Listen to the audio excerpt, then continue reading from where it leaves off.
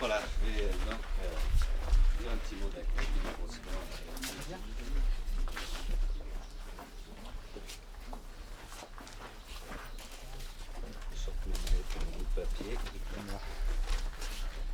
C'est avec plaisir et en toute simplicité que je vous accueille dans la maison qui fut celle de Frédéric Mistral à Mayenne.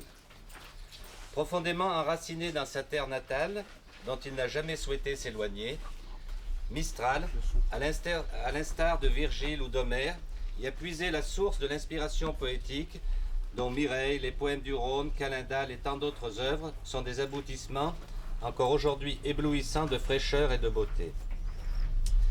Mais Frédéric Mistral, tout en partageant humblement la vie des habitants de ce petit village rural, a fait de Mayenne la plus belle des capitales, celle de notre Provence. Sans l'énorme travail qu'il a accompli pour donner à notre langue un dictionnaire, sans l'énergie qu'il a dépensée avec les fondateurs du Félibrige pour que notre culture et nos traditions restent vivantes, qu'en serait-il aujourd'hui de l'identité provençale? Mistral a été le fédérateur, l'apôtre de la vraie régionalisation, celle des esprits et des cultures, celle qui crée l'âme d'un pays. En parcourant l'Oustao du Maître de Mayenne, vous pourrez vous rendre compte de l'immensité de la tâche accomplie. Vous entrez dans l'humble demeure d'un prix Nobel de littérature et vous allez y découvrir le rayonnement de la Provence dans notre monde. Mayenne Esbé ou Mayenne Agrade, a écrit le poète en y ajoutant « Mayenne s'oublie de jamais ». Permettez au premier magistrat de ce petit village, en vous souhaitant la bienvenue, d'émettre le vœu que vous aussi, vous n'oubliez jamais Mayenne. Je vais vous répondre.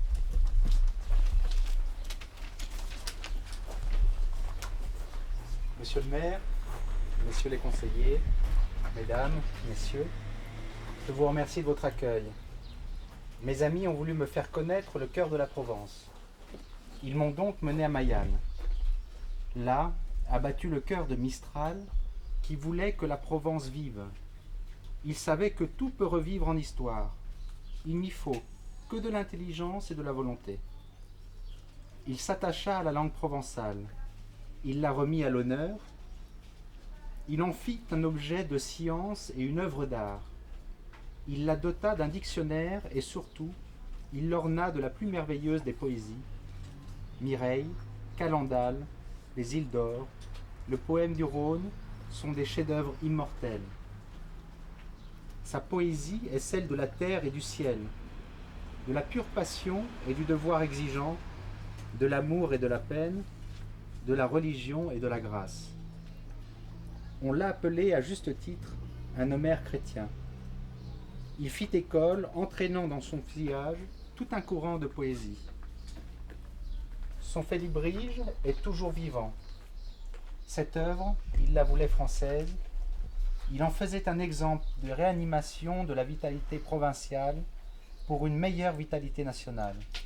C'est un maître pour aujourd'hui. N'est-ce pas ce que nous voulons faire? C'est pourquoi il me plaît de rendre hommage à notre grand Frédéric Mistral, grand provençal et grand français. Merci.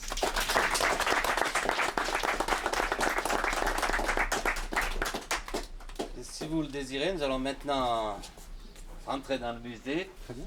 Où nous pourrons continuer. Mayenne est suffisamment grand au niveau du génie littéraire pour qu'on puisse trouver beaucoup de choses. Donc ça c'était la première chose qui est un peu gênante. La deuxième chose, elle est quand même, et à Mayenne personne ne l'ignore, c'est que je suis royaliste. Donc j'ai une vieille tradition de famille personnelle, un attachement profond donc à la monarchie qui me vient de ma jeunesse, donc je ne vais pas le cacher. Et donc c'est à la fois un embarras parce que je ne veux pas non plus mêler trop la politique.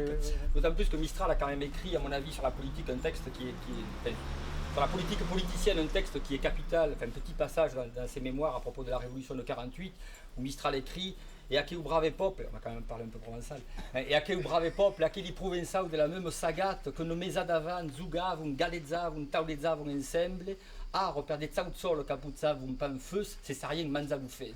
je vous traduis quand même. Oui, oui, vaut mieux. Et ce brave peuple, ces Provençaux de la même racine, de la même souche, qui, un mois avant les événements révolutionnaires, jouaient, plaisantaient et mangeaient ensemble, maintenant, pour des broutilles qui ne servaient à rien, qui n'avançaient à rien, ce serait manger le foie.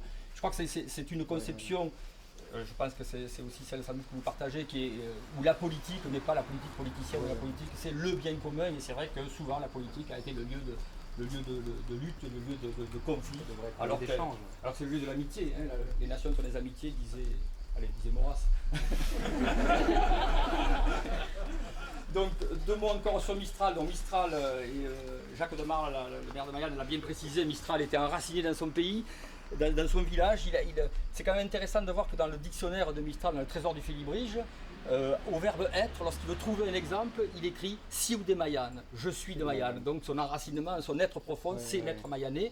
Et c'est vrai qu'il a été mayanais parce qu'il y a vécu pratiquement, il y est né, il y a vécu, il y est mort. Il est mayanais parce qu'il a participé à la vie municipale, il a été quand même conseiller municipal de Mayenne. Il y est mayanais parce qu'il s'occupait du syndicat des vidanges du Viguera. Il a été président ou président d'honneur d'un certain nombre d'associations de bienfaisance mayannaises. Donc c'est quelqu'un qui a voulu rester dans son village. Donc je crois que de ce point de vue-là, il y a un enracinement qui est profond. Il y a aussi, bon après il y a le Mistral poète, mais vous avez évoqué Mireille et Calenda. Alors moi je retiens de Calenda une phrase qui me paraît aussi une leçon politique extraordinaire, qui est « humble aimer les humbles et maille fier que les fiers ». Je crois que ça c'est beau parce qu'il y a à la fois une espèce d'enracinement dans le peuple humble avec les humbles et puis plus fier que les fiers, et en même temps une capacité aussi à s'ouvrir et à être... et avoir une fierté, mais qui vient aussi, j'allais dire d'en bas, mais en ce moment d'en bas, ça c'est un terme qui est un peu connoté. J'ai compris ça, on a discuté un peu avec le maire d'Arles ce matin. Et puis il y a également, je crois, donc, alors il y a le poète, bon, qui est un poète qui est vraiment un génie de la littérature, c'est quand même le seul poète en langue régionale qui ait obtenu le prix Nobel.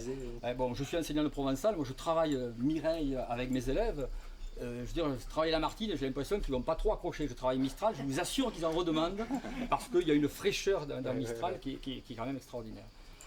Bon, et puis après, le dernier élément, c'est peut-être effectivement le Mistral politique, mais au sens noble du mot, c'est-à-dire un Mistral régionaliste, un Mistral attaché à toutes les valeurs régionales. Et voilà, donc ce qu'il a voulu recréer un peu dans le Félibrige. Voilà, donc c'est une présentation très rapide, un peu générale de choses que vous savez sans doute déjà. Mais je pense qu'on va peut-être passer au musée pour visiter donc cette maison qui est sa troisième demeure, hein, puisque Mistral donc.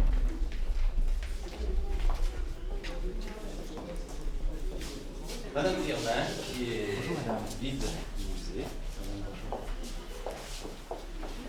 Vous avez la chance de faire Mistral, je peux seulement vous parler, vous montrer la maison dans tous ses détails. La maison, il a vécu de 1876 jusqu'à sa mort, 1914. Elle est très simple, elle est même une différence, une disparité entre la simplicité relative de la maison et la gloire qu'a entouré Frédéric Mistral. Alors le vestibule de toute la maison, il a voulu modifier notre appartenance à la civilisation gréco-latine. Vous avez là deux colonnes romaines, dont celle-ci a été trouvée dans un champ d'appartenance. Il y avait eu un camp romain à l'est de Mayenne, où il avait eu ici, c'est le portail de l'église de d'Arles, que vous avez dû voir ce matin, oui. Exactement, oui. Et dans toute la maison, c'est tout ce portail, parce qu'il avait écrit un très beau poème, La Cueillie en dessin, parce qu'il était tombé amoureux d'une jeune arlésienne qui descendait les marches de l'église de Saint-Orphine-Arles, et ça avait écrit un très beau poème, et où il n'a pas oublié l'âge de fille, où c'est la reconnaissance de ce poème. Dans toute la maison se trouve le portail de Saint-Orphine. Il avait fait ça un petit peu en référence à Pétrarque, un peu influence par Pétrarque. Pétrarque est tombé amoureux de l'or, parce qu'elle descendait de l'église de Saint-Étienne à Avignon, donc il était vraiment en volonté là. Mireille a connu un succès mondial, puisque vous avez là notre dédicace de Théodore Roosevelt. Nous avons des visiteurs du monde entier, on reçoit pas mal de japonais, il y a une chaîne de. Voilà, et puis je crois que la formule c'est on disait Homère, on dira Mistral. Oui, Comme on disait Homère, on dira Thomas. Et dès le quatrième vers de Mireille, il s'appelle L'homme écolier d'Homère. Ici c'est Gounod qui était venu en 1863 pour mettre Mireille en musique. Alors, il devait rester quelques jours, en fait il est resté quelques semaines pour bien s'imprégner de la musique provençale avec tous les félus. Oui, quand on vient là, on a envie de rester longtemps. C'était au printemps, il devait faire un peu moins chaud. ce qui est intéressant, une couronne de la Grèce est reçue après, c'est une couronne de l'Orient. Tout ce qui est bricolatère ici, c'est la Saint-Rémy. Les colonnes de Grèce de d'armes, toujours dans l'idée de rappeler notre civilisation latine. Je ne sais pas si vous l'avez vu, c'est son tombeau. Ça, c'est l'original. C'est le bac d'amour de la reine Jeanne qui se trouve au bout du Provence. Il n'est pas sur le rocher, il est pas contrebas. Et son tombeau se trouve voilà, son tombeau se trouve à deux pas du cimetière. Oui.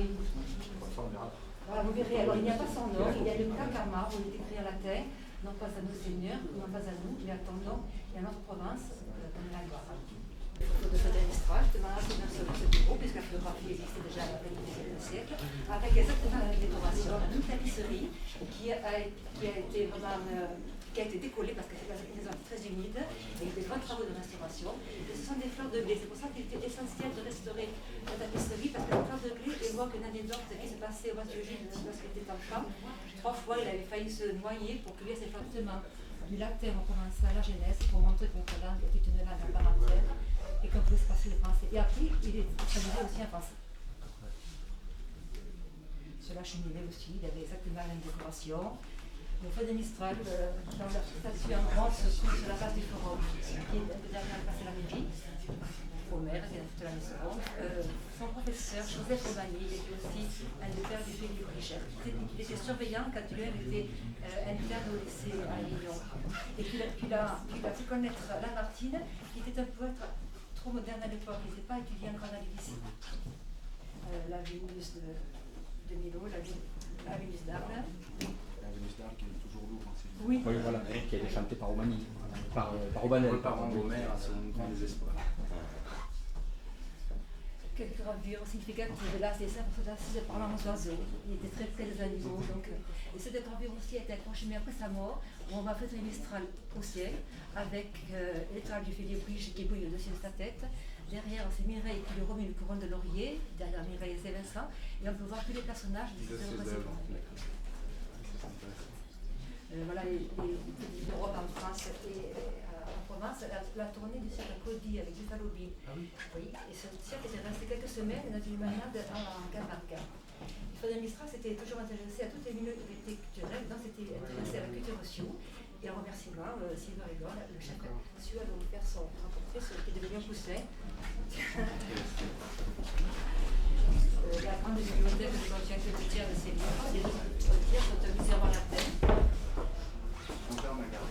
La gardée, il y a l'ananas de Philippe Riche, qui revient de la France, la grande de Philippe Riche, beaucoup de traductions de Mireille. Mireille a été parlée de toutes les langues, des arbres de la Martine. Et ce qui est intéressant aussi, ce sont les livres scolaires, parce qu'il était en pension en Saint-Michel de Fégolé, il est resté 2 ans.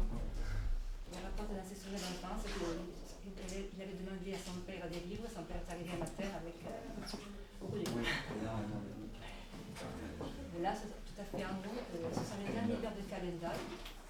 Et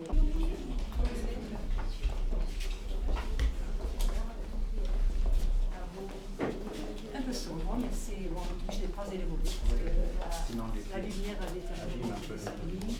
Toutes les gravures qui évoquent surtout Mireille, ou le lieu Mireille, c'est bien. On sait que c'est disque d'or qui est super, mais là, lequel Mistral, il dit il y a des impies qui disent me garde sur la terre du divin, il y a eu Lyon qui me regarde, mais il doit se narguer, toute une description de ce rocher, donc depuis que Dieu me garde. Et à la fin, Mistral va demander au lion de lui dire quel est le destin de la Provence. Donc il va lui poser la question. Bon, en fait, il fait la question et la réponse. mais c'est vrai que c'est super parce qu'il dit per l'engano negozi che se naure co voudra, donc par le commerce, par les activités économiques que se hausse qui voudra, per la guerre ou trigos, donc par les activités guerrières ou diplomatiques, fa des flori comme voudra, que se hausse aussi qui peut ou qui veut, te Provence trobe can. La Provence n'est plus une puissance économique, n'est plus une puissance politique, mais elle est une puissance artistique. Et donc toi, Provence, trobe, c'est troubadour, hein, c'est trouve, c'est-à-dire trouve, fait de la poésie et chante. Et donc on retrouve tout le côté qu'on retrouve au début de Mireille avec la branque des Roussel, enfin, donc où le poète a pour idéal d'aller atteindre la branche des oiseaux qui est hors d'atteinte, hors de portée de l'homme ordinaire. Donc c'est ce... Parce que les Alpilles, c'est beau très rocher. important pour Ah le oui. Mistral. C'est l'engagement qu'il a pris de restaurer la langue provençale, de lui donner ses lettres de noblesse par la poésie. Il a pris sur le seuil d'une race paternelle et les yeux fixés vers les Alpilles. Bah, le début des mémoires aussi, ça commence avec les Alpilles. Hein. C'est Ouais. Outarieux qui me rappelle, Baise d'avant mes yeux, le bancal des montagnes, etc. Donc aussi loin que je me souviens, je vois devant mes yeux. C'est vrai que les Alpilles sont une chaîne magnifique. Hein. Regardez-les, vous allez traverser un allant au bout, mais c'est vraiment... C'est un peu brumeux parce qu'il est très chaud. C'est un peu brumeux aujourd'hui, il faudrait venir après l'orage. C'est un jour de l'orage. Elles sont que voilà. Elles sont vraies. C'est un jour de Mistral. Là, c'est vrai qu'il y a un peu de... Oui, c'est la pièce la plus provençale. C'est très froid légère. C'est vraiment là où il a voulu afficher la valeur, l'attachement qu'il avait dans la Provence, la valeur d'un symbole. Tous les meubles sont provençaux. L'image du juge sera d'acier de l'époque de Louis XV avec la couleur bronze qui était caractéristique de l'époque, ainsi que les chaises et les fauteuils paillés. Et les meubles ont été faits par l'ébéniste qui a fait ceux du musée à Manhattan. Alors le pétrin n'avait pas servi, c'était un souvenir du mas du juge, parce que déjà à l'époque on ne pétrissait plus le pain dans les foyers. La crédence et la panetière. C'est devenu Glané du Blé. Oui. Elles étaient 6 filles, et pour leur dot, leur La fille père. du maire, non? C'était la fille du maire. C'était la fille du maire. Il était toujours maire quand il avait envoyé ses filles Glané du Blé, oui. Je crois que le père lui... Non, le père lui a pas dit, mais qu'est-ce que tu fais la glaner, fille, la glaner, voilà. Voilà. Alors, il était très près de sa maman, c'est pour ça qu'elle était évoquée un dernier cela.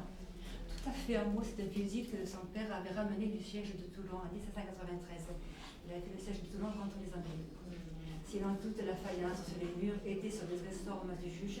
Madame Mistral même étant la veuve de second mariage, il y avait eu seulement là quelques assiettes. Ce sont des moustiers du XVIIIe siècle. Là, tu remontes à Madame Mistral, elles sont bourguignonnes. Vous avez chaque côté de la panetière la salière et la farinière, avec 2 petits poissons en bas, une porte coulissante, un petit de la farine pour fariner, je pense, la morue, je pense. Au-dessus de la crédence, la barque des Saintes Marie de la Mer, puisque Sainte Marie de la Mer était très importante pour Madame Mistral, mais les Saintes, oui. De chaque côté, il y a 2 diplômes de Léo Lelay. C'est un peintre non pas arlésien, mais il a épousé une arlésienne, mais qui a su le mieux peindre le costume de l'arlésienne. Alors ce diplôme, on le remettait à des jeunes filles qui prenaient le ruban pour la première fois, en principe à 15 ans comme Mireille.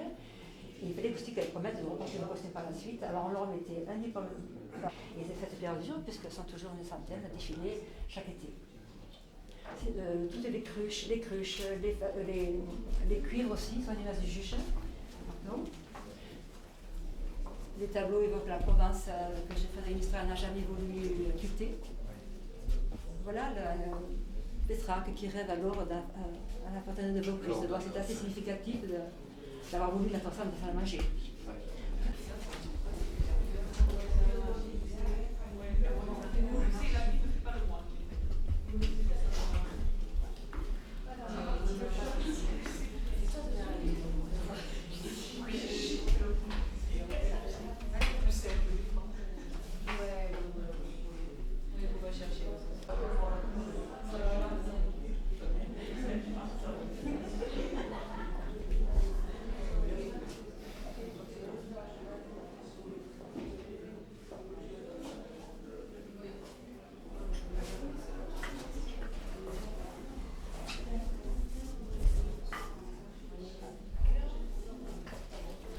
Oui, parce que c'est sans doute, les flèches sont un peu longues, c'est sans doute pour les poissons.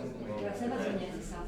Bon, mais tout il faut bien aussi dire qu'elle n'a pas fait le détail, on a cherché des gens authentique. Non, ça c'est pas. Je pense que vous avez ça aurait pu être des Indiens par exemple du sud des États-Unis, par exemple la Louisiane, parce qu'il y a une frontière qui sont sur les drogues, et puis c'est des arcs en fait qu'on peut se mettre dans un. De craie. Couleurs différentes.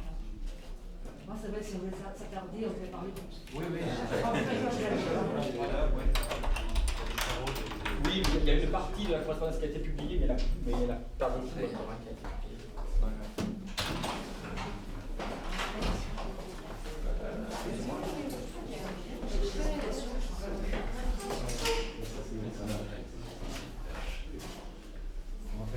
Oui, c'est le seul endroit frais de la région à Saint-Nazaire.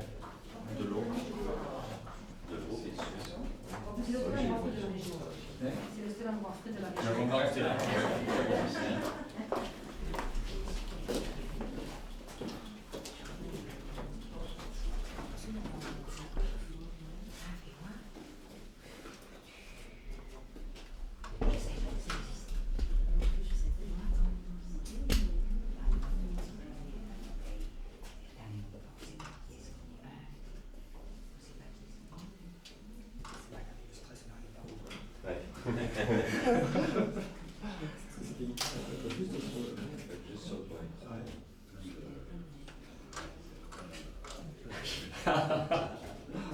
Non mais c'est pas grave, pas grave. Oui, ça fait, il y a tout dedans, voilà. Voilà. Des classeurs. Non, mais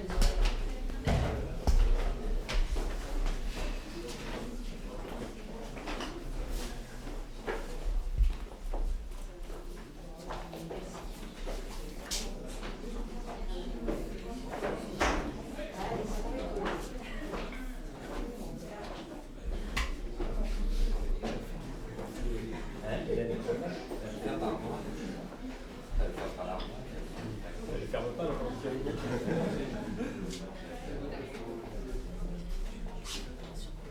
ça, c'est le tableau. Que Madame Chaman revienne, voilà, donc c'est un tableau qui est un triptyque qui évoque l'inspiration, Mirail, Mistral, l'inspiration, donc ça s'appelle le travail. la vision, l'inspiration et les actions de Mireille. Ah, d'accord. Vous avez approché récemment.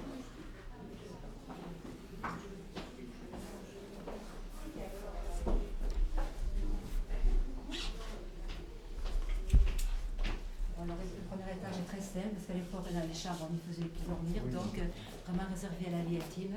Alors, on a parlé de ses critiques, son petit travail, son monogramme avec les égales et encore des branches. Voilà l'antichambre avec la tapisserie de l'époque qui a été restaurée au pinceau. Parce que l'humidité de très bien. C'est très simple, il y a deux chambres faites en façade. À l'époque, il y avait une très belle vue sur la chaîne des Alpines, mais bon, la législation a poussé, donc on n'a plus. Deux chambres symétriques, avec chaque fois le lit en alcôve, un placard, petit cabinet de toilette, l'armoire de mariage, avec le feu qui évoque le foyer, la soupière, et les colonnes qui évoquent la fidélité, mais je pense que ce symbole sont les mêmes dans toutes les provinces. Madame Mistral était très pratiquante, alors une reproduction de la Vierge de Raphaël, l'ange et le luth. Là, on mettait la branche de buis ou d'olivier et l'eau bénite. D'accord, oui, voilà. Voilà, l'écriture était à Madame Mistral.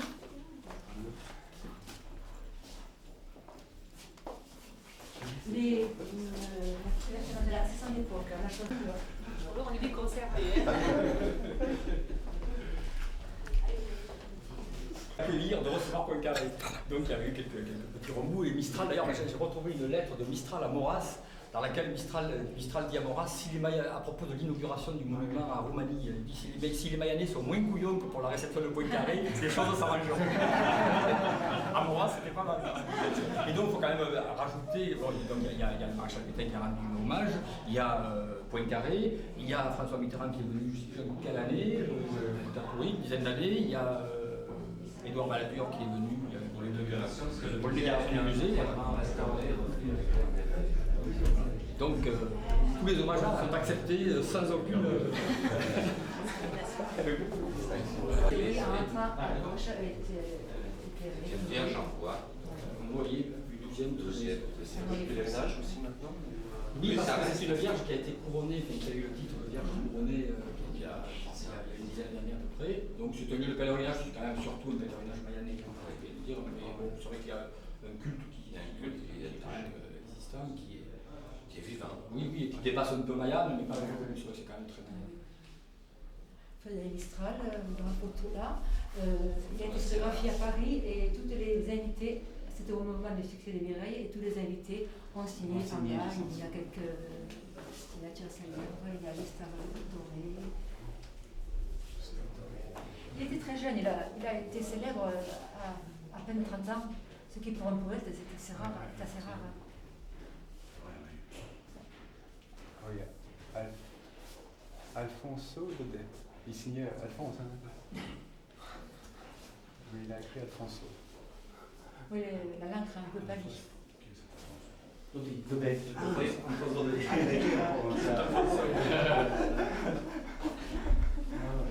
On a retrouvé dans ces...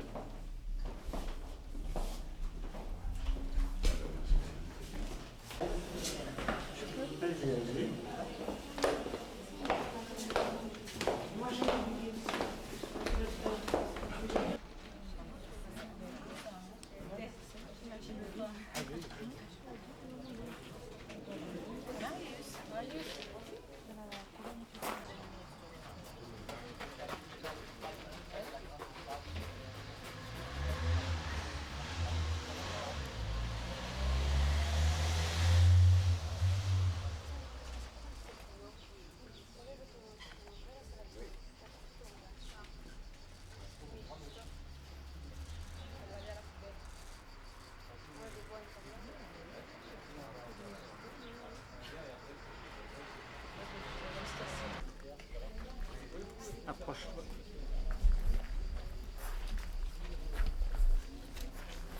Allez, approche-toi, approche-toi.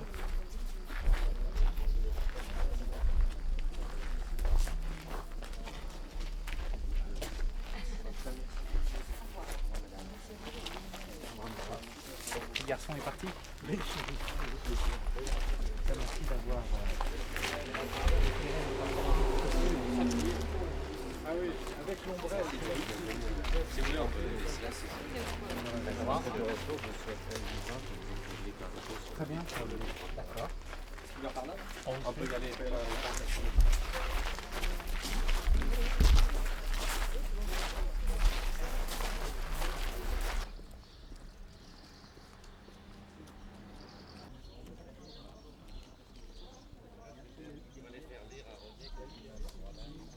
Sur la Provence, sur le soleil, sur les cigales, etc. Alors c'est bien, mais parfois c'est une image qui est un peu lourde à porter. L'héritage est Donc, parfois lourd. oui, voilà. Mais On s'attend à voir ça. Voilà. oui, voilà. Oui, donc le texte, c'est la fin de Mireille, hein, c'est au moment où Mireille va mourir. Donc, Traduis-le d'abord. voilà, alors le grand mot que l'homme oublie, le voici. La mort, c'est la vie. Et les simples, et les bons, et les doux, bienheureux, avec le souffle d'un vent subtil, là-haut, ils s'envoleront tranquilles. Ils quitteront blancs comme des lys, un monde où les saints sont sans cesse lapidés. Donc il y a une image, effectivement, cette espèce de la vallée de larmes, et qu'on quitte, et puis pour aller là-haut. C'est la poésie de l'histoire, est superbe. Donc, et le grand mot que l'homme oublie, dovele ici, la mort est la vide, et l'ici, il bon, et douce dénera, et mais la flamme d'un vin subtil, et amon s'envoulara tranquille, et quitteram, blanc comme edile, un monde d'intelligence, un des langues accueillera. C'est beau, hein? C'est beau. Oui, c'est ce qu'on a dit, mais je crois que c'est vrai. C'est vrai, hein? Lire du Darbo en français,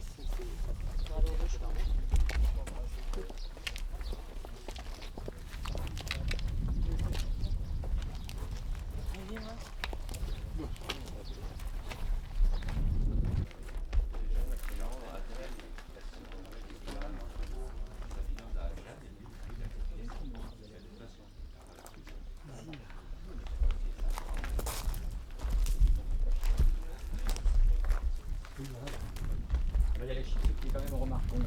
Il y a l'étoile du Filibrige, il y a les deux têtes, deux visages de Provençal de chaque côté, et de deux côtés il y a les deux chiens de Mistral aussi qui sont représentés, donc directement sur la partie droite et la partie gauche, c'est la Mistral, et puis dessus il y a l'inscription, donc il a modifié un petit peu le psaume, je sais plus lequel, c'est le psaume non nobis dominé, donc non pas à nous ta gloire, mais C'est le nobis dominé, le nobis c'est le minuto de gloire. Voilà, d'accord, mais Mistral a rajouté El Provincae Nostre, et alors Provence, puisque... Et alors c'est vrai que c'est un mot, il n'y a pas de... pas le nom, il n'y a rien, il n'y a pas de nom. Et bon, Mistral a écrit la Reine Jeanne, donc une tragédie qui donc il y a la Reine Jeanne qui représente le passé provençal, le passé...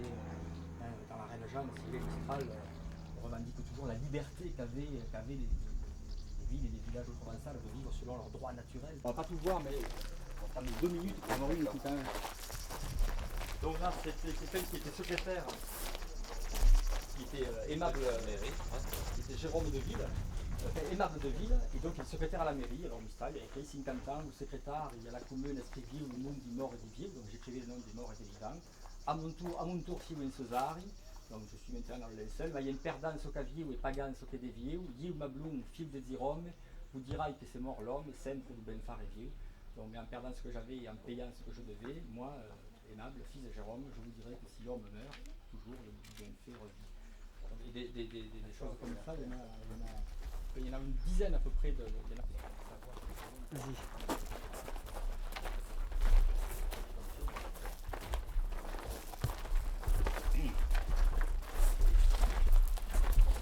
Là, vous aviez le coiffeur de Mistral, donc, qui s'appelait Mourin, qui était un ancêtre de l'adjoint de la mairie de Jean-Pierre, et donc qui était Barbezzaire, le coiffeur, barbier. Donc repose acquis Louis Mourin, des pailles d'un fils bon Barbezzaire. Donc ici repose Louis Mourin, de père en fils bon barbier. Un estamlin et de sa plampring, donc honnêtement et coupant fin. À Ben Menas, une pizzoterie, donc il a bien mené cette petite affaire, que Dieu ou passe, le faguezzaire, donc que Dieu le fasse se reposer en paix.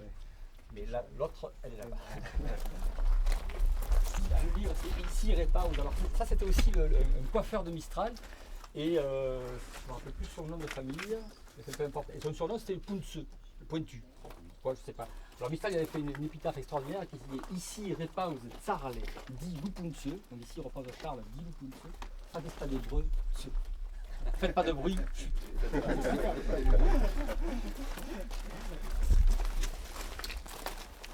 Ah, mais tu fais une pour continuer sur la.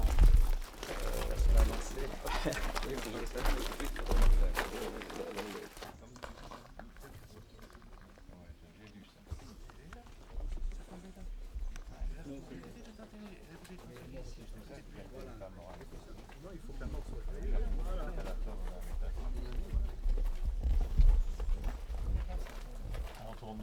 Voilà, on n'a rien à tourner.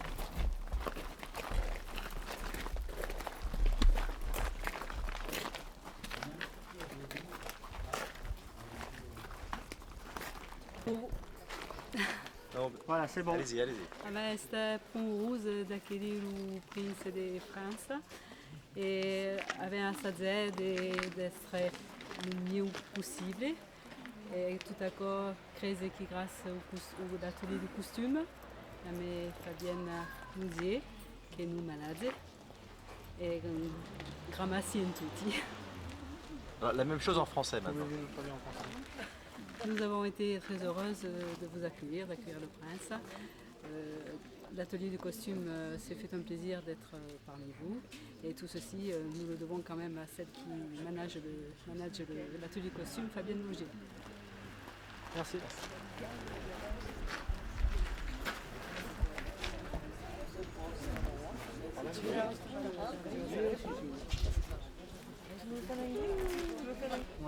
Alors, le prince Jean de France dans la maison de Mistral, qu'est-ce que ça représente pour vous?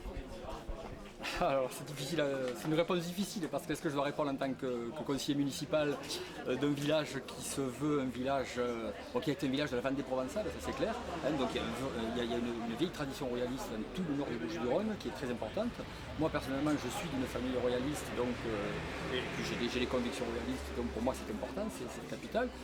Mais si on veut, peut-être on peut oublier ça, il y a quand même le fait que Mistral est quelqu'un qui me paraît à la fois touché à la France, à la France profonde, à la France enracinée des régions, mais sans pour autant renier la France, la patrie, la nation. Donc pour moi c'est une visite importante. Il y a un royalisme provençal? J'ai presque envie de dire qu'il y avait un royalisme provençal, j'espère qu'il y en a encore un, mais c'est vrai qu'il est sûrement moins fort qu'à l'époque où l'Action française réunissait 30 000 personnes à Barbantane ou ailleurs, parce qu'il y a eu ce genre de réunion entre les deux guerres. Je crois qu'il y a un royalisme de toute façon implicite de tout le monde, mais le royalisme est tellement...